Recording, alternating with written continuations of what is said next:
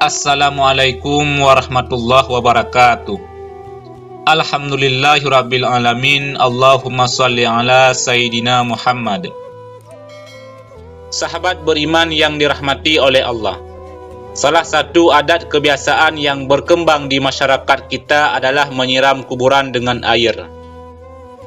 Biasanya hal tersebut dilakukan tepat setelah prosesi pemakaman selesai. Namun ada juga sebahagian orang yang menyiram kuburan dengan air pada saat berziarah di hari raya.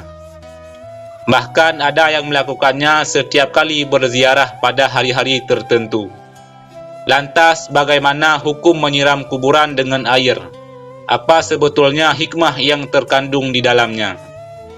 Sahabat beriman yang dirahmati oleh Allah, banyak sekali ragam tradisi yang berhubungan dengan ziarah kubur. Mulai dari membaca Al-Quran, membaca tahlil, membaca Yasin, hingga menyirami pusara kuburan dengan air yang bersih lagi suci. Itu semua merupakan sebuah tradisi baik yang ada dalam ajaran Islam, sehingga menjadi baik bagi kita untuk mengamalkannya. Menyiram kuburan dengan air biasanya dilakukan oleh para pelayat saat setelah menguburkan jenazah. Tak jarang terkadang air yang digunakan dicampur dengan berbagai bunga sehingga beraroma wangi. Menyiram air di kuburan juga sering dilakukan saat seseorang berziarah di waktu-waktu tertentu. Kebiasaan ini bukan tanpa landasan, karena hukum melakukan hal ini adalah sunnah. Karena Rasulullah sallallahu alaihi wasallam pernah melakukannya pada saat putranya yang bernama Ibrahim meninggal dunia. Hal ini sebagaimana keterangan yang disampaikan oleh Syekh Khatib Al-Syarbini di dalam kitab Mughni Al-Muhtaj.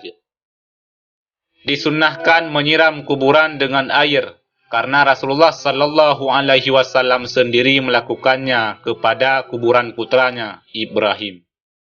Selain itu, tindakan ini merupakan pengharapan agar kondisi mayit tetap dingin dan mendapat limpahan rahmat, serta untuk menjaga tanah agar tidak bertaburan.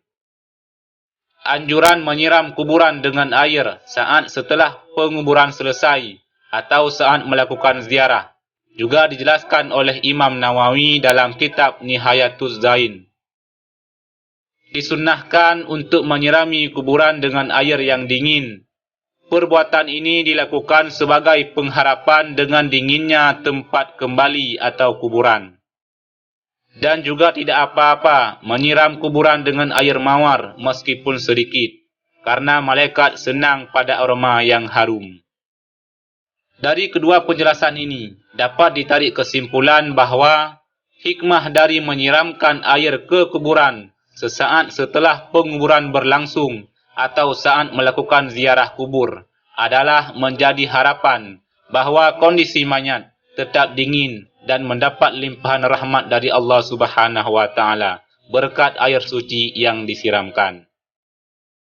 Adapun menyiram air yang dilakukan Nabi terhadap kuburan putranya termaktub dalam sebuah hadis dari Ja'far bin Muhammad radhiyallahu anhu dari ayahnya. Beliau berkata bahwasanya Nabi Muhammad sallallahu alaihi wasallam menaburi mayit dengan debu sebanyak 3 kali dan beliau menyirami kuburan anaknya Ibrahim dengan air serta memasangi batu di atasnya.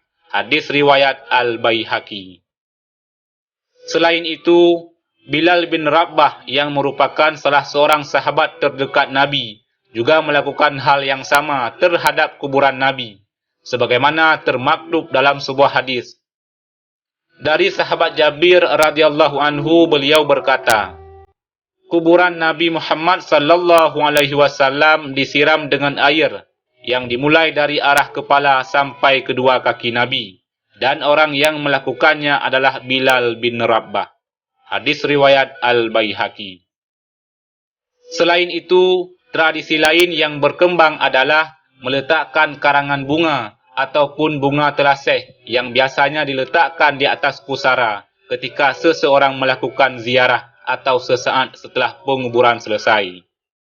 Kegiatan ini sebetulnya dilakukan dalam rangka ittiba' atau mengikuti sunnah Rasulullah sallallahu alaihi wasallam. Sebagaimana diterangkan dalam hadis dari Ibnu Umar, ia berkata, suatu ketika Nabi melewati sebuah kebun di Mekah dan Madinah. Lalu Nabi mendengar suara dua orang yang sedang disiksa di dalam kuburnya. Nabi bersabda kepada para sahabatnya, kedua orang yang ada di dalam kubur ini sedang disiksa.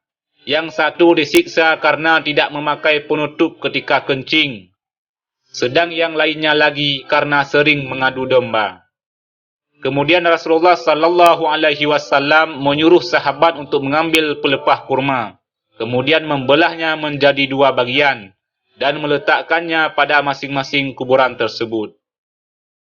Para sahabat lalu bertanya, kenapa engkau melakukan hal ini ya Rasul? Rasulullah sallallahu alaihi wasallam menjawab, semoga Allah meringankan siksa kedua orang tersebut selama kedua pelepah kurma ini belum kering. Hadis riwayat Bukhari.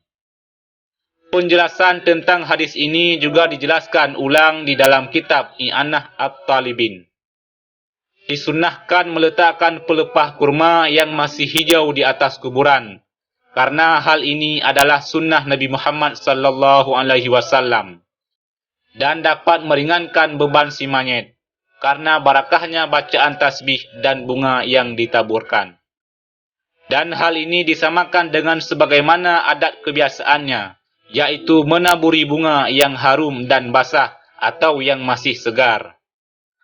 Sahabat beriman yang dirahmati oleh Allah, demikianlah penjelasan mengenai apa sebetulnya hukum dari menyiram air di kuburan sesaat setelah penguburan selesai atau saat melakukan ziarah, dan apa hikmahnya di balik itu. Ternyata hukum melakukan hal ini adalah sunnah. Adapun hikmah dari amaliyah ini adalah menjadi harapan bahawa kondisi mayat tetap dingin dan mendapat limpahan rahmat dari Allah Subhanahu wa taala berkat air suci yang disiramkan. Wallahu a'lam bissawab.